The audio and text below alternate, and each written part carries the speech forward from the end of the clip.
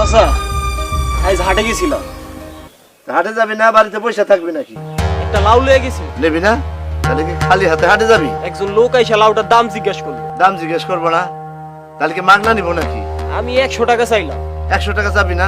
তাহলে কি মাগনা দিবি নাকি অত বড় লাউটা? ওটা 50 টাকা কইলো। কইব না?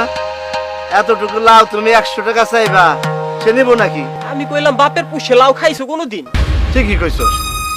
এত বড় লাউ বেটা মাত্র 50 টাকা দাম কইলো। এমন সময় পুলিশ আসলো।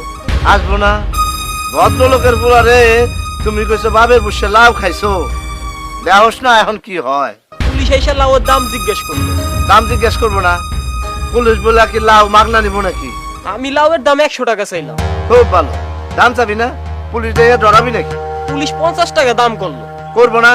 পুলিশ বইয়া কি তারা জিনিসের দাম জানে না? এতটুকু লাউয়ের দাম 50 টাকার বেশি কইবো? আমি কইলাম বাপের পুষে লাউ খাইছো কোনোদিন? ঠিক কইছস।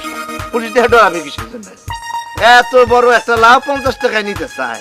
তখন পুলিশ আমার ধরে খুব মার দিল। মারবো না? যত বড় মুখ না তত বড় কথা। পুলিশের সাথে বাহাদুরি। মারতে মারতে আমার থানায় নিয়ে গেল। থানা নিয়ে যাইবো না?